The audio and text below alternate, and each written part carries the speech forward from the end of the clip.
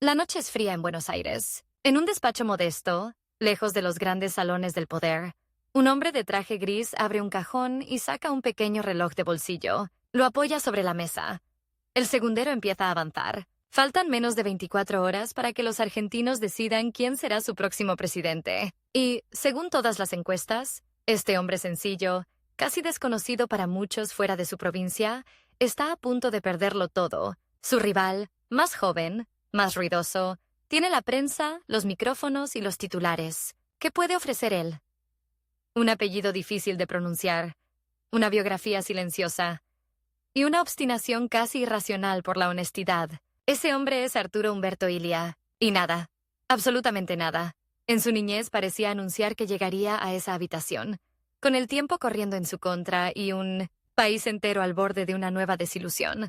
Para entender cómo un médico de pueblo termina sentado frente a ese reloj, hay que retroceder más de 60 años, a un lugar donde la Argentina todavía olía a campo húmedo, a tren de vapor y a esperanza de inmigrante. A comienzos del siglo XX, Pergamino no era más que un puñado de calles polvorientas rodeadas de campos interminables. Allí, el 4 de agosto de 1900, nace Arturo.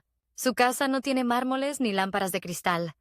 Tiene piso de madera gastada, una mesa robusta de comedor y, sobre todo, el acento italiano de sus padres, inmigrantes que llegaron con poco equipaje y muchísimas deudas.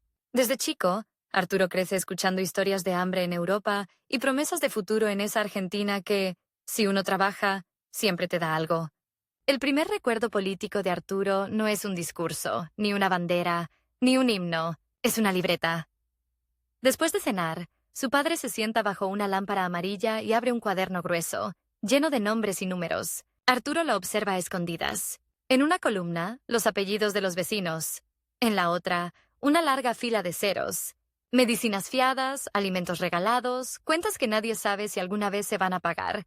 El padre suspira, cierra el cuaderno y murmura: lo importante es que estén bien. Sin saberlo, está dándole a su hijo la primera lección de política. La justicia empieza en la mesa de la cocina. Mientras otros chicos sueñan con ser militares o abogados, Arturo se acostumbra a ver la necesidad de cerca, ve a hombres llegar del campo con las manos rajadas por el trabajo, a mujeres que se desmayan en la puerta de la farmacia porque han caminado kilómetros con un hijo en brazos. No hay cine, no hay radio. La emoción del pueblo es el tren. Cada vez que pasa, el pequeño Arturo corre hasta la vía para ver cómo el monstruo de hierro se aleja hacia Buenos Aires. No sabe bien qué hay allí, pero intuye que algún día tendrá que subirse a uno de esos vagones si quiere comprender el país más allá de esas 4 manzanas. La adolescencia le llega de golpe, como un cambio de estación. Los diarios que llegan al pueblo traen nombres nuevos: radicales, conservadores, elecciones, fraudes. Hipólito Yrigoyen aparece en las portadas casi como un personaje legendario. Arturo ve a los hombres discutir en la barbería. Escucha las palabras voto secreto y democracia, como si fueran una especie de magia. Algo se enciende en él, pero todavía no sabe cómo llamarlo. Lo único que tiene claro es que quiere estudiar, quiere entender. Y para eso debe irse. El día que se sube al tren rumbo a Buenos Aires, Pergamino entero parece quedarle chico. Lleva una valija dura, algunos libros, una carta de recomendación y una convicción silenciosa. No va a olvidar de dónde viene. En la capital lo golpea otro país. Calles asfaltadas, edificios altos, una marea de gente que no sabe su nombre. De noche, en la pensión donde se aloja, escucha las sirenas de la policía, los gritos en la calle, el murmullo constante de una ciudad que no duerme. A veces, extraña el silencio del campo con una nostalgia que duele físicamente. Al principio duda. ¿Derecho? ¿Ingeniería? La Argentina parece necesitar de todo. Pero un día, en el tranvía, ve a un obrero desmayarse, desplomarse como un muñeco frente a todos. Nadie se mueve. Nadie sabe qué hacer. La imagen de ese cuerpo inerte lo persigue durante noches. Entonces comprende. Su lugar está en la medicina. Si quiere cambiar algo, si quiere que la justicia tenga carne y huesos, primero debe aprender a curar. La Facultad de Medicina de la Universidad de Buenos Aires es un torbellino, pasillos abarrotados, pizarras llenas de nombres latinos difíciles de pronunciar, olor a desinfectante y café barato. Arturo se sumerge en ese mundo con un fervor casi religioso. Estudia de día, trabaja de noche. En las guardias, ve lo que los libros no muestran: chicos desnutridos, ancianos abandonados, trabajadores enfermos por jornadas interminables. Cada diagnóstico es también una radiografía social. Entonces estalla algo que lo marcará para siempre. La reforma universitaria de 1918. Estudiantes que exigen universidades democráticas, cátedras libres, participación. Las asambleas se alargan hasta la madrugada. Se imprimen panfletos clandestinos, se pegan afiches en las paredes. Una tarde, la policía entra al edificio. Hay empujones, golpes, gases lacrimógenos. Arturo corre por las escaleras entre gritos y humo. La ciencia descubre, nunca es neutra. Estudiar medicina en la Argentina de esos años es, también, un acto político. En ese clima, la figura de Irigoyen se vuelve todavía más poderosa. Para miles de jóvenes, es el símbolo de un país posible. Más justo, Arturo se acerca a un comité de la Unión Cívica Radical. Casi con timidez. Le ofrecen repartir boletas. Sin estridencias, sin grandes discursos, empieza su vida política. Va casa por casa, toca puertas, explica por qué el voto importa. No promete milagros. Promete algo más sencillo y más difícil. Leyes justas, respeto por las instituciones, un Estado que no sea propiedad de unos pocos. La década avanza, y con ella su carrera médica. Sin embargo, hay algo que empieza a incomodarlo. La distancia entre los debates de Buenos Aires y la realidad del interior del país. En los hospitales porteños se discuten los últimos avances europeos, mientras en el campo sigue muriendo gente por enfermedades evitables. Una y otra vez, escucha historias de pueblos sin médicos, de niños que nunca han visto a un profesional de la salud. Esa brecha lo obsesiona. Cuando se recibe de médico, tiene por delante el mapa entero de la República. Podría quedarse en la capital, abrir un consultorio, asegurar una vida cómoda, pero elige un punto casi invisible para los porteños. Cruz del Eje, en la provincia de Córdoba. Un pueblo polvoriento, atravesado por un río caprichoso, con más necesidades que recursos. Sus amigos no entienden. ¿Qué vas a hacer allá?, le preguntan. Su respuesta es simple. Lo que estudié es su primer gran giro. Casi un desafío silencioso al destino que muchos imaginaban para él. El impacto es inmediato.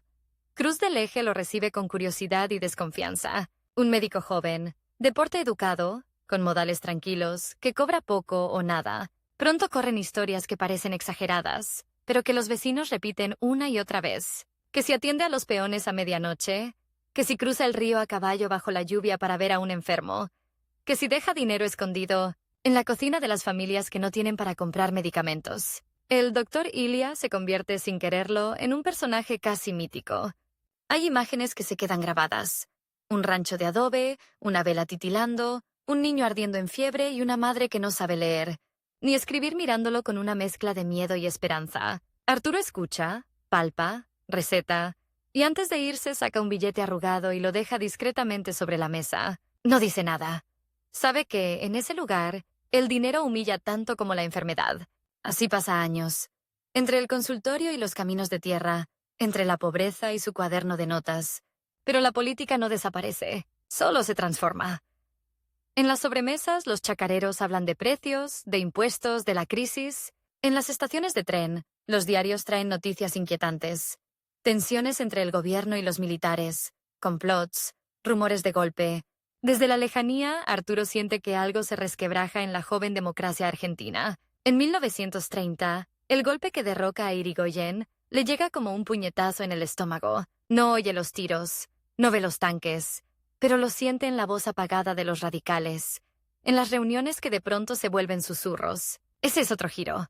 Podría limitarse a su consultorio, refugiarse en la medicina. En vez de eso, da un paso al frente. La Unión Cívica Radical lo busca. Necesitan hombres limpios, respetados, capaces de hablarle al interior del país. Arturo no es un orador brillante, no llena plazas con su voz, pero llena salas pequeñas con su credibilidad. Si este médico, que nunca nos cobró una consulta, dice que hay que defender la Constitución, algo sabrá. Repiten los vecinos. Así, casi a regañadientes, entra de lleno en la política activa. Allí aparece la primera figura de competencia real, casi un antagonista de novela.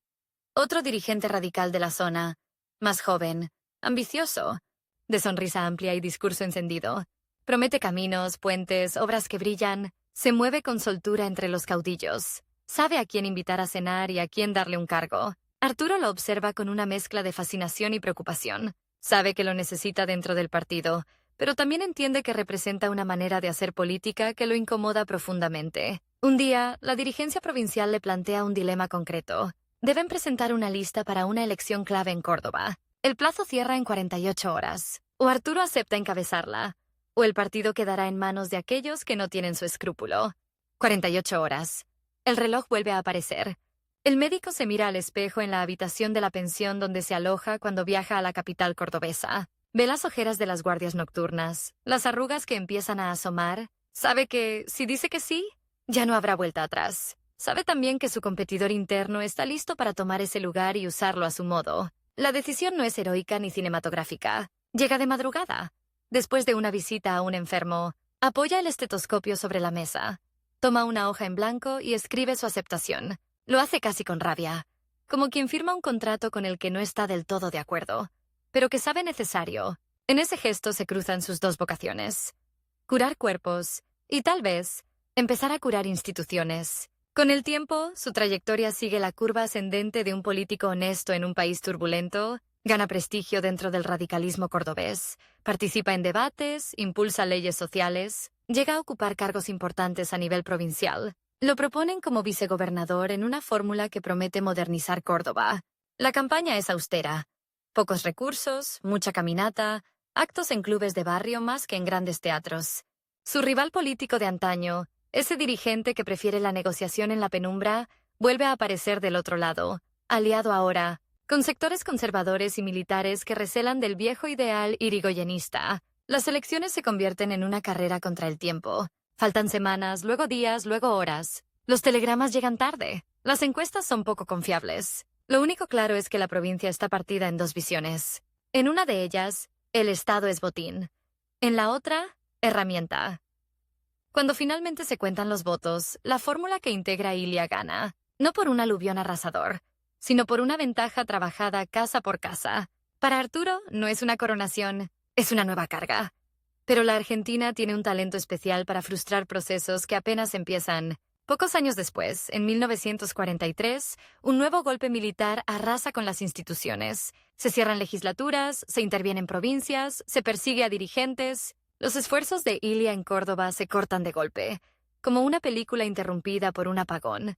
El vicegobernador médico vuelve a ser el doctor Ilia a secas. Su rival, siempre atento a acomodarse, encuentra la forma de arrimarse al nuevo poder. Se acerca a los militares, luego al emergente, Coronel Juan Domingo Perón, que empieza a fascinar a las masas con una mezcla explosiva de justicia social y culto a la personalidad. Para Arturo, Perón es un dilema. Ve con buenos ojos los avances en derechos laborales, las mejoras en salarios, la inclusión de sectores antes olvidados. Pero le preocupa el método, el atropello institucional, la persecución a la prensa crítica, la idea de que el líder está por encima de las leyes. El viejo conflicto se redefine. Ya no es solo una pelea interna dentro del radicalismo, sino una batalla de fondo por el tipo de democracia que tendrá el país. La figura de su competidor personal, ahora disfrazada de peronista ferviente, se funde con la de ese nuevo caudillo que parece capaz de llenar plazas con una sola frase. Durante los años del peronismo en el poder, Ilia vive en una especie de penumbra política. No se exilia, no rompe con el país, pero tampoco se arrodilla. Permanece en cruz del eje, ejerciendo como médico, recibiendo de vez en cuando a dirigentes radicales que llegan en tren para reunirse en secreto. Se apagan las luces, se cierran las puertas con doble llave. Se habla en voz baja de elecciones futuras, de resistencias, de proyectos enterrados. Afuera, los altavoces repiten consignas oficiales. Adentro, un puñado de hombres de distintas edades se pregunta cómo defender la república sin convertirse en marionetas de los cuarteles. Las derrotas se acumulan. Proyectos de ley que nunca llegan a tratarse. Candidatos que pierden en elecciones condicionadas, intervenciones federales, proscripciones. En más de una ocasión, Arturo vuelve del interior de la provincia en tren, mirando por la ventana los campos que se suceden como si fueran siempre el mismo. A su lado, algún compañero masculla bronca. Él se queda callado. Solo aprieta el boleto entre los dedos y piensa que la política, a veces, se parece demasiado a la medicina. Hay tratamientos que tardan años en dar resultados, y no todos los pacientes sobreviven. Sin embargo, hay algo que no cambia. Su reputación. Incluso quienes no comparten sus ideas reconocen que es incorruptible. No se le conocen fortunas repentinas, propiedades lujosas ni amigos poderosos en los bancos. Cuando tiene que viajar, lo hace en tren de tercera. Cuando llega la hora de cenar, vuelve a su casa modesta donde lo esperan su esposa y sus hijos. En un país donde muchos dirigentes parecen vivir en otra dimensión, él sigue caminando por las mismas calles de siempre, saludando a los mismos vecinos de siempre. Y así, casi sin que él lo busque, su nombre empieza a sonar en círculos más amplios. Después de la caída de Perón en 1955, la Argentina entra en una nueva fase de incertidumbre. Gobiernos de facto, elecciones condicionadas, proscripciones. Los militares juegan con la política como si formaran parte de un laboratorio peligroso. El radicalismo se divide, se reencontrará, se volverá a dividir. Dentro de esa maraña, hay quienes empiezan a deslizar una idea. Tal vez, para salir del laberinto, el partido necesite un candidato distinto, alguien que no despierte los odios de siempre, alguien que represente otra forma de ejercer el poder. Al principio nadie lo toma demasiado en serio. Arturo Illia es, para muchos, ese médico de Cruz del Eje, muy correcto, pero sin carisma. Otros lo miran con condescendencia. Un buen hombre, sí, pero la presidencia es otra cosa. Lo que nadie imagina es que, poco a poco, los acontecimientos empujarán al país hacia una encrucijada en la que ese hombre gris, silencioso, aparentemente lento, se convertirá en la opción más inesperada y en el rival más peligroso para todos aquellos que han hecho de la política un negocio. Mientras tanto, el reloj de aquella noche en Buenos Aires sigue avanzando. Implacable. Falta menos de un día para las elecciones de 1963. Afuera, las imprentas de sus competidores trabajan sin descanso. Los altavoces prometen soluciones rápidas. Los poderosos hacen sus apuestas en voz baja. Adentro, en ese despacho austero, Arturo Illia repasa mentalmente un camino hecho de derrotas lentas y victorias demasiado breves. Sabe que el tiempo nunca ha jugado a su favor. Pero también sabe algo más. Cada minuto que pasa lo acerca, para bien o para mal, a su cita definitiva con la historia. El reloj de bolsillo marca la medianoche y el segundero suena como un martillo sobre la mesa. Afuera, Buenos Aires es un animal insomne. Bocinas, radios encendidos, redacciones que no duermen. Adentro, Arturo Humberto Illia mira el metal gastado como si fuera un electrocardiograma. Porque eso es en realidad el pulso de una democracia enferma. Y la ironía es brutal. El hombre que pasó media vida curando cuerpos en Cruz del Eje está a horas de intentar curar un país entero, con un bisturí que casi nadie respeta. La ley, pero hay un contraste que quema. Illia no está por ganar una elección. Está por sobrevivir a ella. Porque en la Argentina de 1963, el voto puede darte la banda presidencial y al mismo tiempo firmarte la sentencia. Y él lo sabe. Lo supo desde el primer minuto en que aceptó ser candidato. No corre contra otro partido. Corre contra un sistema. Y dentro de ese sistema hay un rival con rostro, apellido y dientes afilados. Su competidor de siempre. El político rápido. El que entiende el poder como una máquina para repartir favores. Ese hombre, que mutó de uniforme en uniforme, de alianza en alianza, hoy está detrás de las cortinas, empujando para que Illia pierda. Y si Illia gana, empujará para que se caiga. Faltan menos de 24 horas. Ese es el límite. El tiempo para convencer a un país incrédulo de que la honestidad no es una debilidad. 24 horas para que el doctor lento le gane al hombre eficaz. 24 horas para que una figura silenciosa derrote al ruido. Y mientras el segundero avanza, la historia retrocede apenas un poco.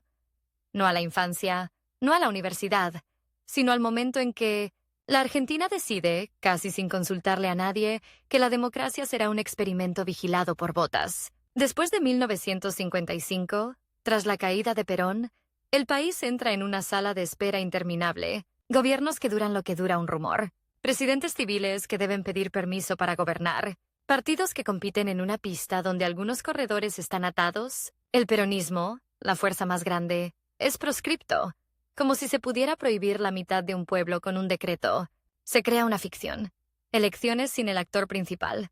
Y esa ficción se convierte en dinamita. En ese escenario aparece Arturo Illia en Buenos Aires como un nombre que nadie grita, pero muchos susurran. Dentro de la Unión Cívica Radical, el mapa es una guerra civil elegante.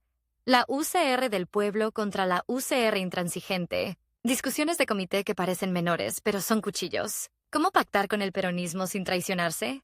¿Cómo ganar sin venderse? ¿Cómo gobernar si los militares deciden que está permitido? Ilia se mueve entre esas preguntas como médico entre síntomas. No niega la enfermedad, pero se niega a diagnosticar lo que conviene. En 1958 gana Arturo Frondizi, apoyado por votos peronistas que oficialmente no existen. Y ahí empieza otra carrera contra el tiempo. Frondizi gobierna con la soga al cuello, firma contratos petroleros, intenta industrializar, negocia con sindicatos, irrita a militares, y cada decisión es un disparo en una habitación cerrada. Ilia, desde el radicalismo del pueblo, lo observa con una mezcla de preocupación y distancia. Ve audacia, sí, pero también ve un peligro. La política del atajo, el pacto que se vuelve dependencia, el acuerdo que termina pareciéndose a una trampa. Los militares no tardan en demostrar quién manda. En 1962, después de elecciones provinciales donde el peronismo arrasa, porque un pueblo proscripto encuentra grietas para hablar, Frondizi es derrocado. Un presidente elegido termina escoltado, detenido, borrado. Y el país recibe una lección escalofriante. El voto sirve hasta que deja de servir. Es en ese vacío donde Ilia empieza a convertirse en un candidato posible, no por carisma, sino por algo más raro y más peligroso para sus adversarios. Previsibilidad moral. En un país de giros bruscos, él es una línea recta, y eso para muchos es insoportable. Dentro de la UCR del pueblo, los nombres más conocidos tienen ambiciones y enemigos. Ilia, en cambio, parece casi una solución técnica. Un hombre sin grandes odios, un radical viejo estilo, un médico de provincia que no amenaza negocios con su sola presencia. O eso creen al principio. Su ascenso se cocina en reuniones largas, con humo de cigarrillo pegado a las cortinas y café requemado en vasos de vidrio. Nadie hace discursos épicos. Se hace matemática.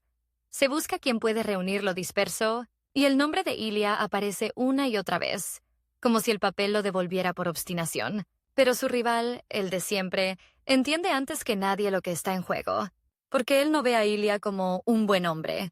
Lo ve como un riesgo. Un hombre honesto en el poder es una amenaza peor que un opositor ideológico. Un opositor negocia. Un honesto cierra la puerta.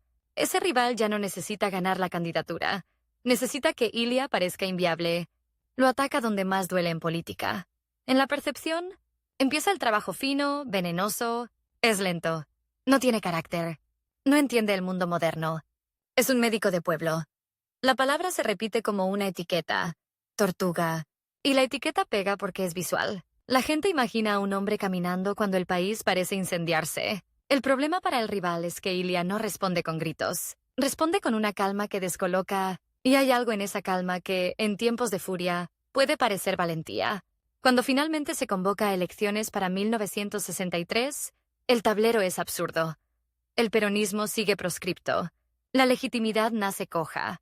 Los militares, otra vez, juegan a ser árbitros, y el electorado está cansado, cínico, con el estómago lleno de promesas rotas. En ese clima, Ilia acepta ser candidato, y lo hace sabiendo que el triunfo, si llega, será frágil como vidrio. La campaña es una batalla desigual. El radicalismo no tiene el aparato mediático de otros, ni el dinero, ni la épica. Ilia viaja, habla en clubes, en plazas chicas, en salones donde el micrófono falla. Se lo ve con trajes gastados, con papeles doblados en el bolsillo, con esa forma suya de mirar como si escuchara incluso cuando habla. Y mientras tanto, en otro lado, el rival se mueve como pez en agua entre empresarios, periodistas, operadores. No necesita aparecer. Le alcanza con empujar. La tensión sube porque el país en realidad no está eligiendo solo un presidente. Está eligiendo si vuelve a creer en las reglas. Y cada actor poderoso tiene su apuesta. Hay quienes quieren un civil débil para manejarlo. Hay quienes quieren un civil moderno que firme lo que le ponen delante. Hay quienes solo quieren tiempo hasta el próximo golpe. Ilia, sin embargo, insiste en algo que suena casi provocador. Legalidad. Habla de constitución como si fuera una herramienta cotidiana, no un objeto decorativo. Y eso, en 1963, suena a desafío. La noche previa a la elección, el reloj vuelve a ser protagonista. 24 horas no solo para ganar, para no convertirse en una nota al pie. Ilia sabe que muchos dentro y fuera de su partido lo ven como un candidato de transición. Un parche. Su rival también. Por eso lo tolera con una sonrisa falsa, convencido de que, en el peor de los casos, podrá voltearlo después. Llega el día. Se vota con apatía, con bronca, con resignación. El dato frío es demoledor, y al mismo tiempo cinematográfico. Ilia gana con un porcentaje bajo, alrededor de un cuarto del electorado. No es una ola, es una grieta por donde se cuela. La victoria no tiene fuegos artificiales, tiene un ruido seco, como un portazo. Y ese portazo despierta a todos, porque un presidente con pocos votos y sin el peronismo en competencia parece para muchos un presidente sin escudo. Y entonces empieza la verdadera campaña. ¿La campaña para gobernar? Asume el 12 de octubre de 1963. La imagen podría ser solemne, pero hay detalles que rompen el cuadro. Ilia se instala sin grandilocuencia, con un estilo casi incómodo. Para quienes viven del ceremonial, no hay aura de caudillo. Hay funcionario. Y en una Argentina habituada a líderes que se adueñan del escenario, un hombre que se comporta como empleado público parece una provocación. El primer choque es inmediato. La proscripción del peronismo no es sostenible. El país está partido. Los sindicatos son un volcán. La CGT observa cada paso. Los militares vigilan como si el poder real siguiera en sus manos. Y los grupos económicos, acostumbrados a influir, toman medidas. Presionan, advierten, amenazan con desabastecimiento, con corridas. Es un cerco. Y dentro del cerco, el rival sonríe. Ahora sí, piensa, se verá cuánto dura el doctor. Ilia hace algo que sorprende incluso a sus propios aliados. Empieza a desarmar la lógica del miedo, no con discursos incendiarios, sino con decisiones. Una de las primeras bombas políticas es anular contratos petroleros firmados durante el gobierno de Frondizi. Para algunos es un acto patriótico. Para otros, una locura. Las compañías extranjeras protestan. Los diarios grandes hablan de inseguridad jurídica. Los operadores traducen. Este hombre no entiende el mundo. El rival aprovecha. La etiqueta de lento ahora se transforma en peligroso. Pero Ilia no se detiene. Y en ese punto aparece un giro. El hombre supuestamente tímido empieza a mostrar una obstinación de acero. No es terquedad caprichosa, es una brújula. Su forma de gobernar no es la del golpe de efecto, es la del paso que no se puede deshacer. Sin embargo, cada paso acumula enemigos. Y el reloj, el verdadero reloj, ya no es de bolsillo. Es el calendario de los cuarteles. La pregunta en los pasillos del poder se vuelve una cuenta regresiva. ¿Cuánto dura? Ilia intenta ampliar la participación política, aflojar la mordaza, abrir canales, busca normalizar la vida institucional, pero el país no es un paciente dócil. Es un paciente con fiebre alta, trauma viejo y una familia entera opinando sobre el tratamiento.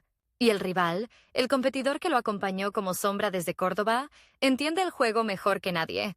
Si no puede derrotarlo en Meehan, Simmons y las urnas, lo derrotará en la narrativa. Empieza a instalar una historia paralela. Que Ilia es indeciso, que no manda, que la Argentina está sin rumbo. Cada demora administrativa se convierte en prueba. Cada gesto austero se convierte en burla. La famosa tortuga ya no es chiste. Es campaña psicológica. Al mismo tiempo, el gobierno enfrenta un dilema imposible. Legitimar la democracia con el peronismo proscripto o sostener el orden, impuesto por los militares para evitar otro golpe.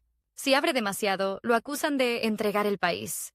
Si cierra, traiciona su propia idea de república. Ilia camina por ese filo como si fuera un puente de madera sobre un río crecido.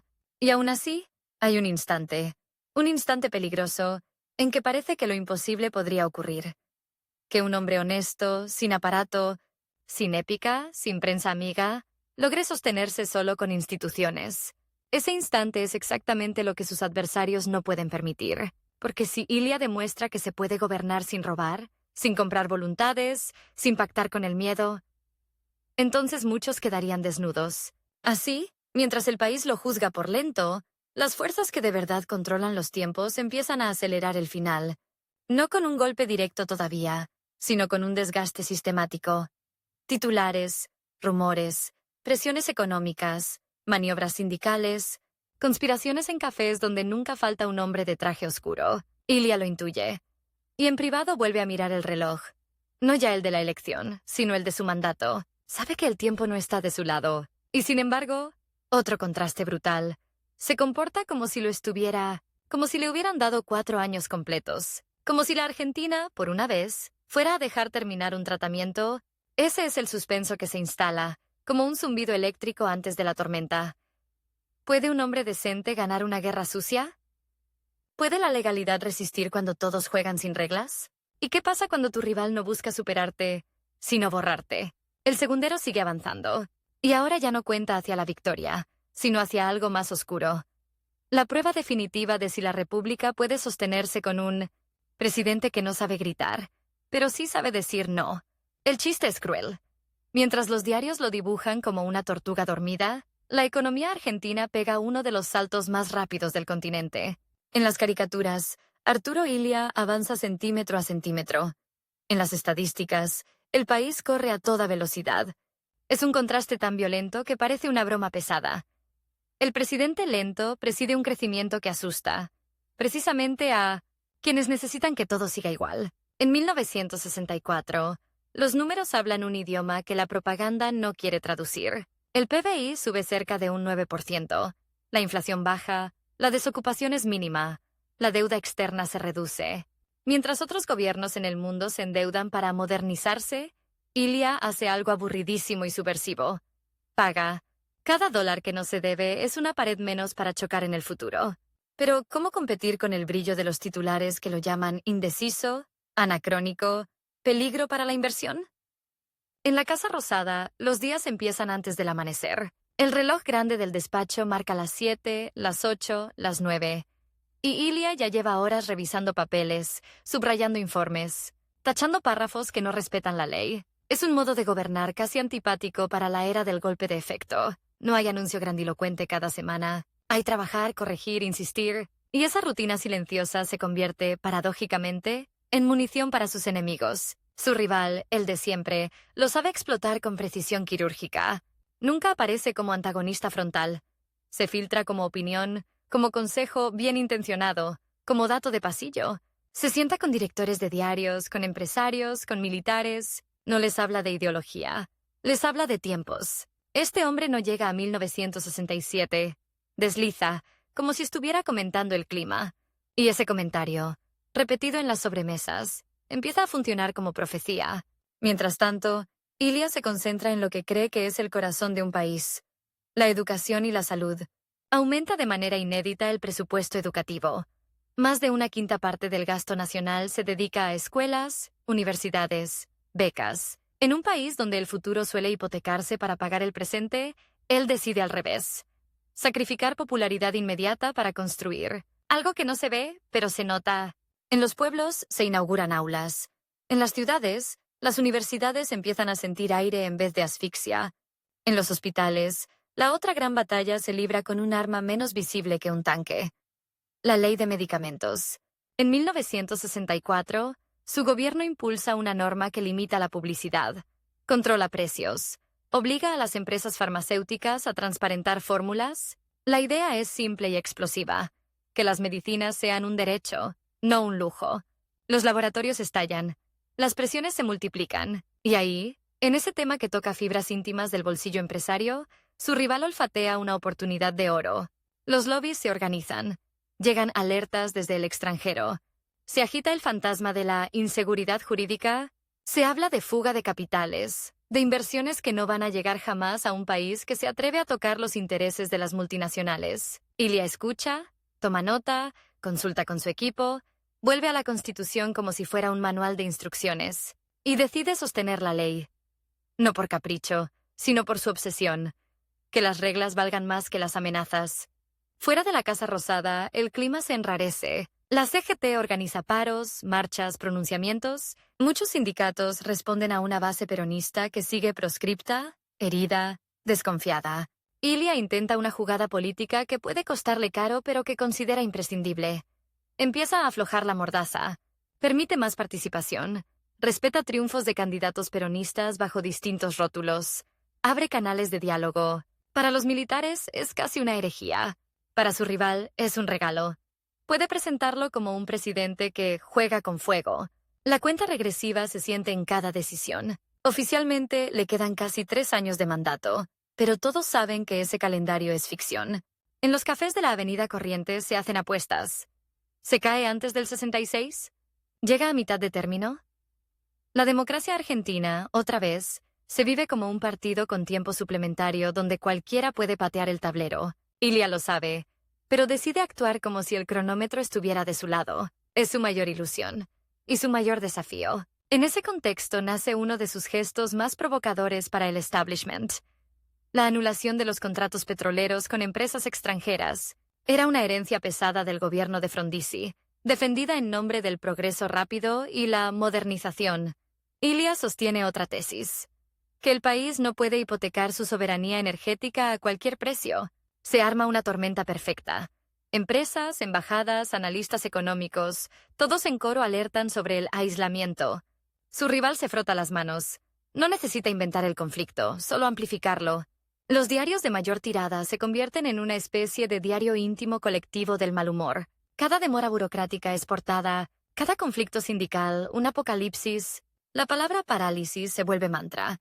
Nadie muestra que, detrás de esa narración, las cifras macroeconómicas indican lo contrario. Porque aceptar que un presidente austero, enemigo de los grandes negocios, logra buenos resultados, sería dinamitar años de dogmas. Y a muchos les conviene seguir creyendo que sin privilegios no hay progreso. La figura de Ilia, mientras tanto, crece en un terreno menos medible pero igual de potente. La confianza personal.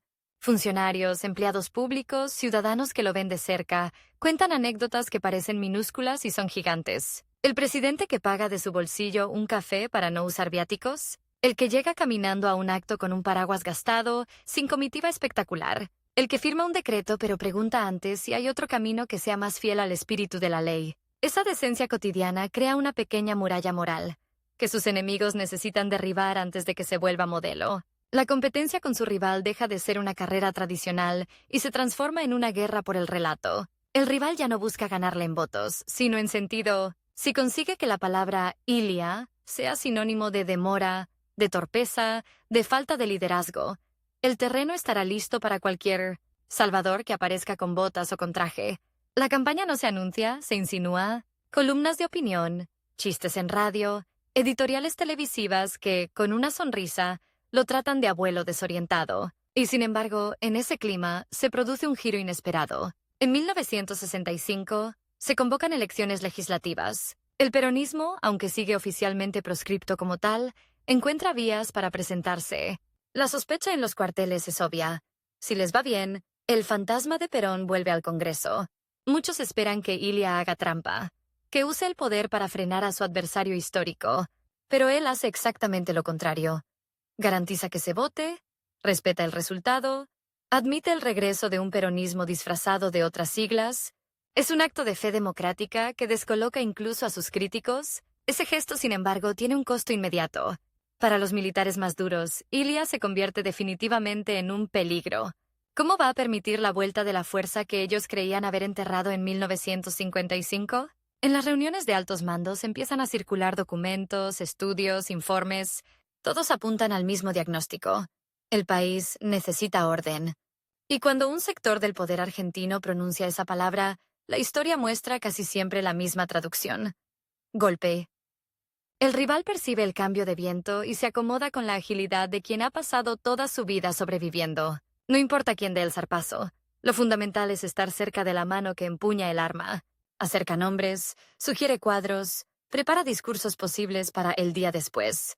No se trata ya de derrotar a Ilia, sino de estar listo para ocupar el vacío que dejará. La competencia política se vuelve una especie de carrera macabra. Ver quién llega mejor posicionado al final anticipado del mandato. Ilia, mientras tanto, insiste con su método. Dialogar, convencer, no ceder en los principios. Se reúne con sindicalistas, con empresarios, con militares. Escucha, propone, intenta encontrar puntos de equilibrio. Pero cada concesión que hace para evitar la confrontación se interpreta como debilidad. Cada firmeza que mantiene, como obstinación. Es el laberinto perfecto. Cualquier movimiento se usa en su contra. Y el reloj, otra vez, marca algo más que la hora. Marca el desgaste.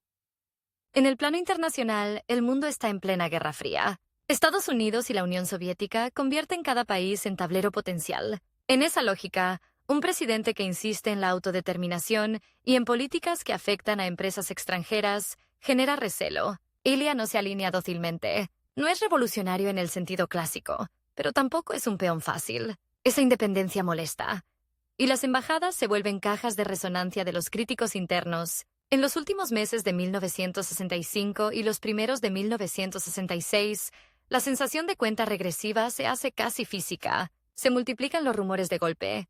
Se habla de generales que se reúnen a puerta cerrada, de listas de posibles ministros para un futuro gobierno de facto, de plazos.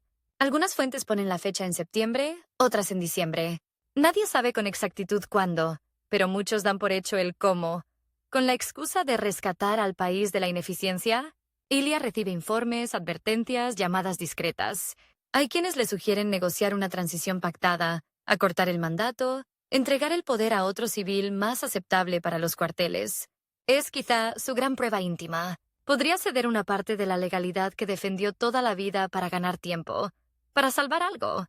Pero su respuesta, otra vez, va contra el instinto de supervivencia política. Se niega.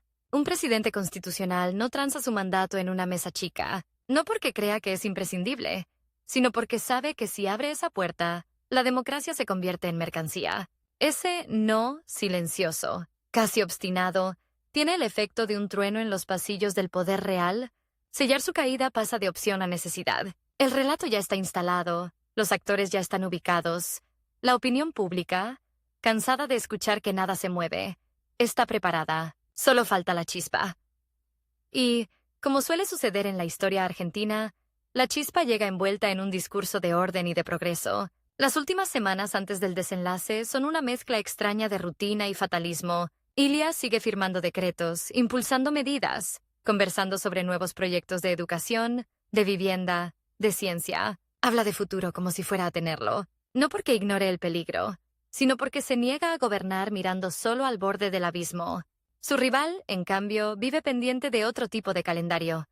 El de las reuniones secretas, los contactos con uniformes, los pasos formales que faltan para que el golpe tenga forma de hecho consumado. Es en esa tensión, entre un presidente que actúa como si cada día fuera el primero del mandato y un sistema que lo trata como si cada día fuera el último, donde se condensa el drama. La pregunta ya no es solo si la honestidad puede sobrevivir a la corrupción, sino si la lentitud deliberada de la ley puede aguantar el embate de quienes están dispuestos a acelerar por la fuerza. La tortuga contra el tanque. La madrugada del 28 de junio de 1966 se acerca como una sombra que todos ven y nadie nombra en voz alta. En los cuarteles, los relojes están sincronizados. En los despachos de ciertos políticos, incluyendo el de su viejo rival, los teléfonos suenan hasta tarde.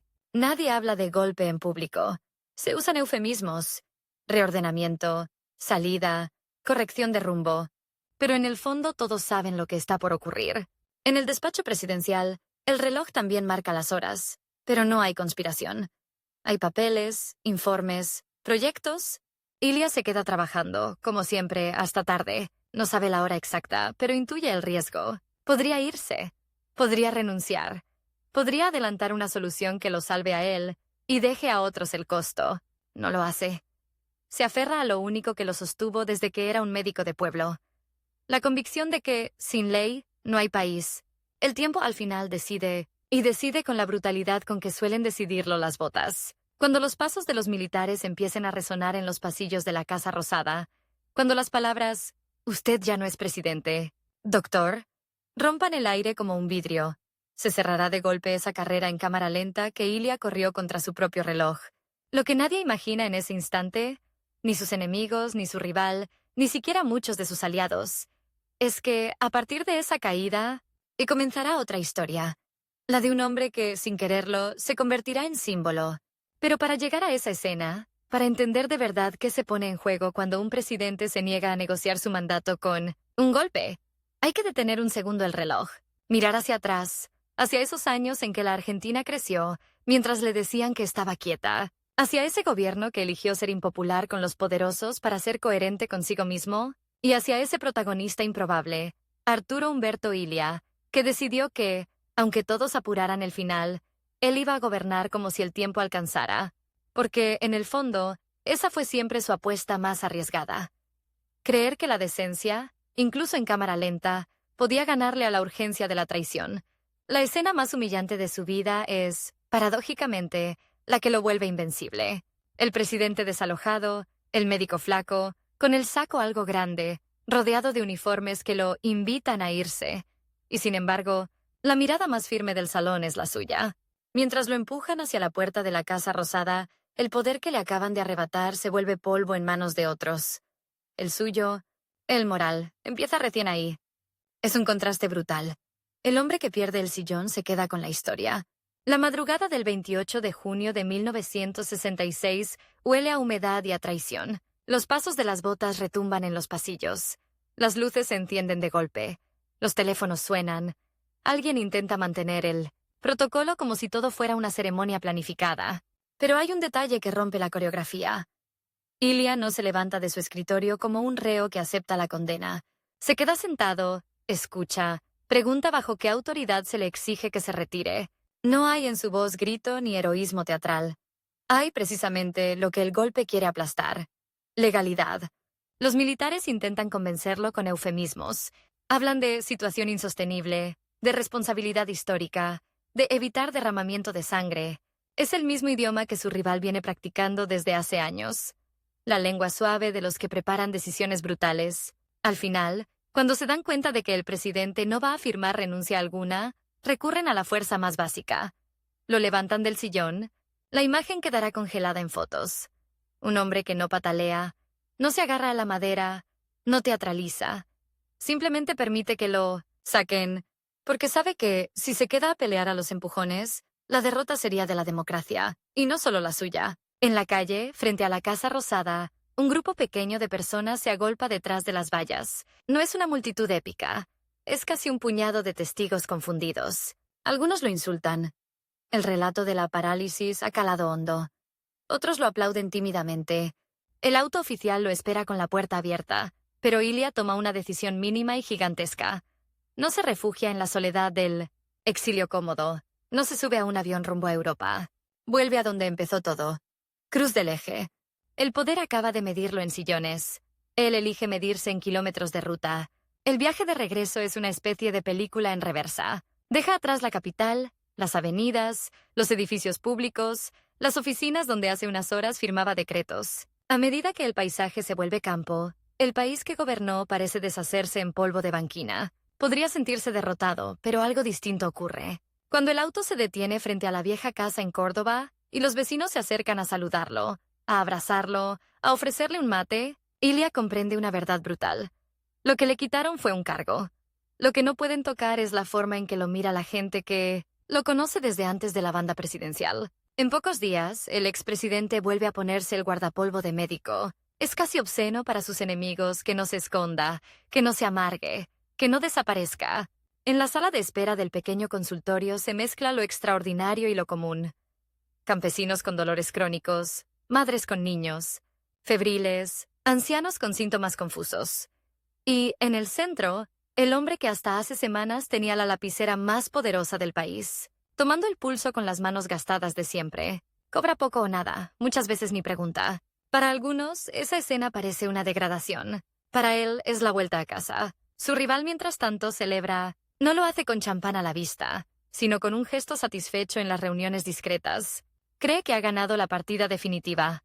El presidente lento ha sido reemplazado por un régimen que promete velocidad, orden, disciplina. En los primeros meses de la dictadura de Onganía, las mismas voces que denigraban a Ilya hablan de revolución argentina, de nuevo comienzo, de basta de improvisación.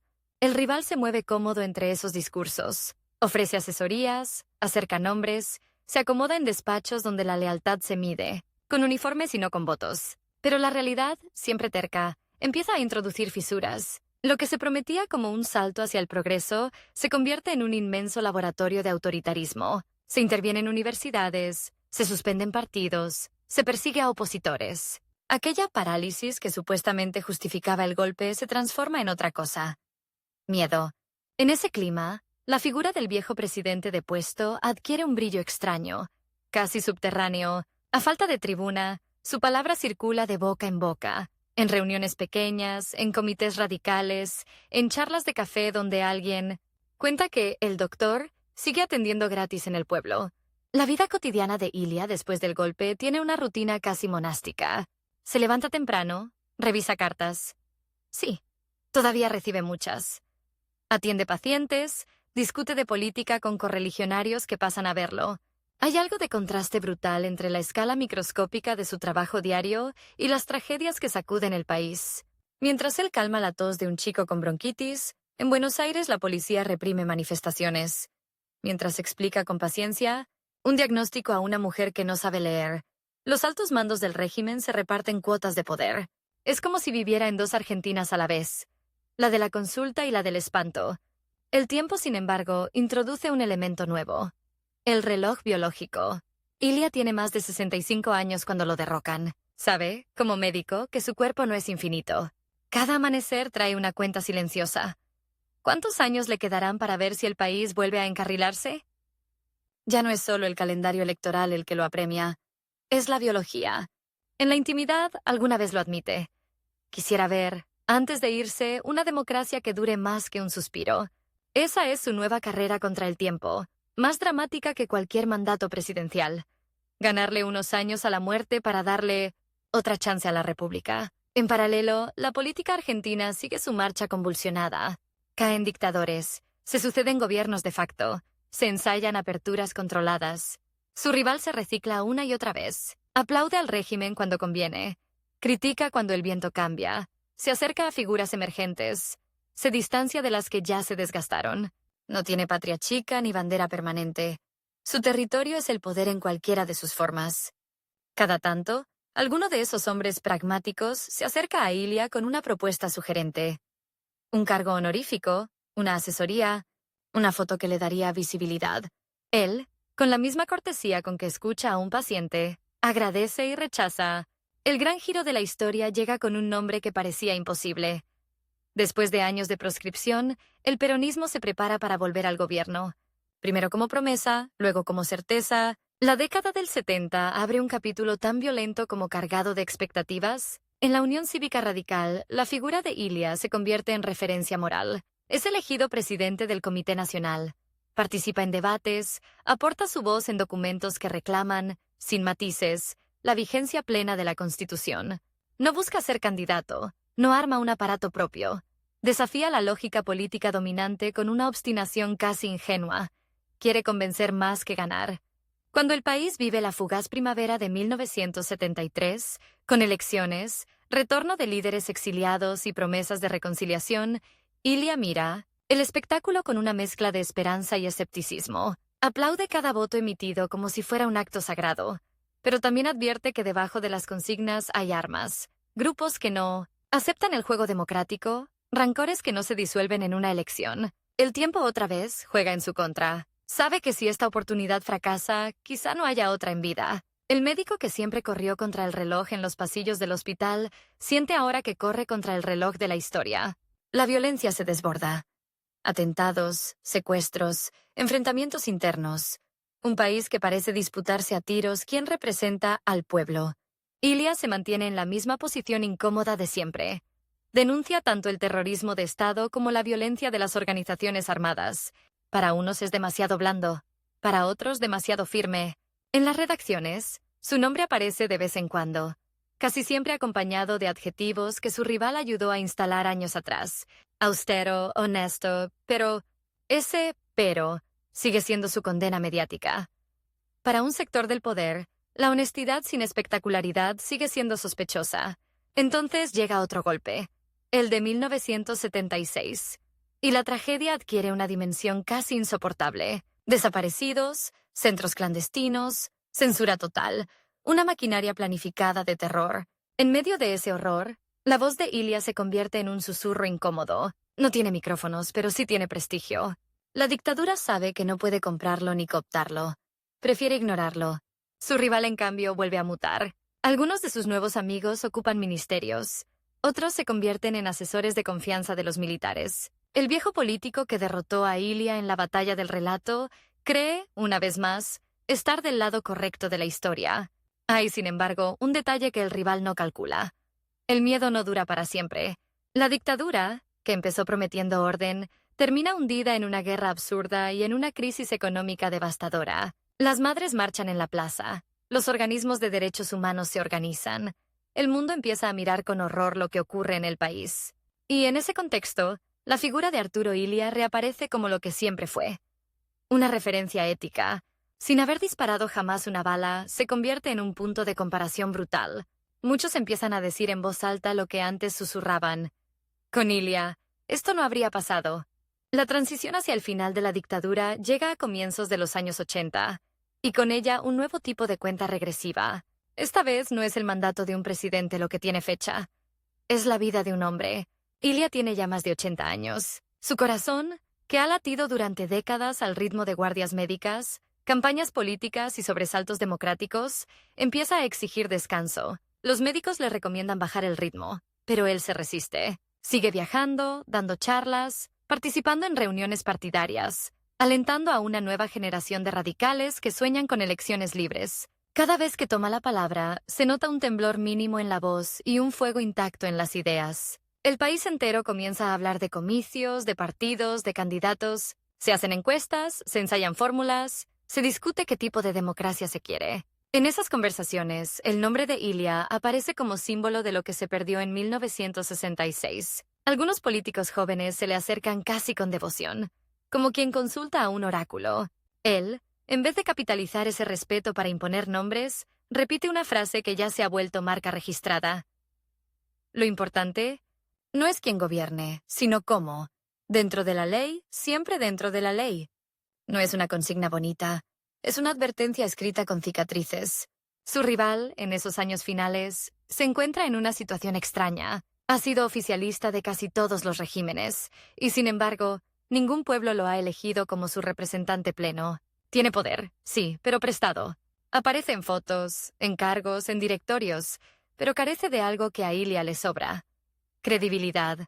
Mientras el viejo médico es invitado a escuelas, a universidades, a comités barriales para hablar de democracia, el rival se mueve, en pasillos alfombrados donde muchos ya se preguntan en voz baja si no conviene tomar distancia de él. En el juego largo de la historia, la carrera entre ambos empieza a dar un vuelco silencioso. El límite de tiempo se vuelve dramáticamente concreto en 1982 y 1983. La Guerra de Malvinas ha precipitado el derrumbe del régimen militar, y la Argentina se encamina, por fin, hacia elecciones libres. Todo parece alinearse para que Ilia vea el día que soñó desde su derrocamiento. Una democracia que nazca no de un pacto entre cuarteles y partidos, sino de la derrota explícita de la dictadura. Pero su cuerpo esta vez no negocia. Internaciones, estudios, diagnósticos. El médico se convierte en paciente. Es un giro casi cruel, una ironía final. El hombre que siempre veló por la salud de otros ahora depende de la destreza de colegas más jóvenes. Aún así, no deja de intervenir. Desde la cama, dicta mensajes, recibe dirigentes, escucha informes. A quienes lo visitan les repite la urgencia. No basta con votar. Hay que construir instituciones fuertes, respetar al adversario, resistir la tentación de atajos. Sabe que el tiempo es tirano. No lo dice, pero muchos perciben que se está despidiendo. Sus palabras adquieren el tono de un testamento político sin formalidad solemne. Pequeñas frases, consejos concretos, advertencias sobre el peligro de volver a creer en salvadores que prometen resolverlo todo a cualquier precio. El 18 de enero de 1983, la cuenta regresiva llega a cero. Arturo Humberto Ilia muere en Buenos Aires, a meses de las elecciones que, por fin, pondrán fin a la dictadura e inaugurarán la etapa democrática más larga de la historia argentina. No verá los balcones colmados, no escuchará los discursos ni verá las boletas en las urnas. Se baja del escenario un poco antes del aplauso mayor, pero ocurre algo que ni él, tampoco dado a pensar en su propia gloria, habría imaginado. Su funeral se convierte en una especie de espejo brutal en el que el país se mira. Multitudes se acercan a despedirlo. No son solamente radicales ni nostálgicos. Hay gente que nunca lo votó, que tal vez lo criticó, que recién ahora comprende lo que significaba aquel hombre que se dejó sacar a la fuerza de la Casa Rosada en vez de firmar una renuncia impuesta. Los diarios que lo ridiculizaron en los 60 publican ahora editoriales solemnes que hablan de su inmaculada honestidad, de su austeridad ejemplar. Sus caricaturas de tortuga se transforman, casi de la noche a la mañana, en estampas de prócer. Es un cambio tan abrupto que tiene algo de confesión culposa. La de un sistema que admite, tarde, que lo trató con injusticia. Y su rival, ¿dónde está mientras tanto? Está, como siempre, donde cree que debe estar, cerca de los que vienen. Intenta mostrarse compungido, emite frases respetuosas, recuerda anécdotas que lo vinculan con el difunto, pero el contraste es demasiado evidente. Mientras el cortejo fúnebre de Ilia avanza entre aplausos y silencios emocionados, El nombre de aquel político hábil que lo combatió durante años apenas se aparece en los murmullos. La gente recuerda más las campañas de desprestigio que las supuestas virtudes. Es uno de esos raros momentos en que el país parece separar, sin esfuerzo, astucia de grandeza. Con el correr de los años, ese contraste se acentúa. Los manuales escolares empiezan a incluir al gobierno de Ilia como ejemplo de honestidad y respeto institucional. Las estadísticas económicas de su gestión, esas que nadie quería mirar mientras la propaganda lo tildaba de ineficaz, se recuperan y se exhiben como prueba de que es posible crecer sin ceder la soberanía. Las fotos de su derrocamiento se estudian en las facultades de Derecho como símbolo de la fragilidad democrática y de la dignidad personal. Su rival, en cambio, se diluye en notas a pie de página, en referencias discretas, en menciones de manual que hablan de dirigente, influyente, sin demasiada precisión.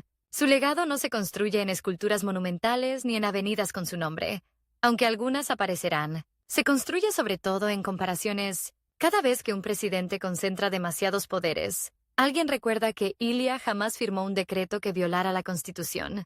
Cada vez que un gobierno se endeuda hasta el cuello con el argumento del progreso rápido, algún economista rescata los años en que la deuda externa bajó mientras el país crecía. Cada vez que la palabra honestidad se usa como eslogan vacío, aparece la figura del médico de Cruz del Eje que volvió al consultorio, después de la presidencia como si nada. Al final, la carrera que parecía perdida se decide en un terreno que ninguno de los protagonistas controlaba por completo: la memoria colectiva. El rival ganó batallas inmediatas, dominó titulares, influyó en decisiones, estuvo cerca de muchos centros de poder, pero la historia, esa narradora lenta y cruel, eligió otro campeón. La tortuga, la del paso corto y la convicción larga, terminó llegando más lejos que el tanque que la expulsó de la Casa Rosada. Ilia no vivió para verlo, pero quizá no le habría importado. Su apuesta nunca fue a la ovación final, sino a algo más difícil: que algún día, en un país acostumbrado a los atajos, la palabra decencia deje de sonar ingenua y empiece a ser, simplemente, un requisito.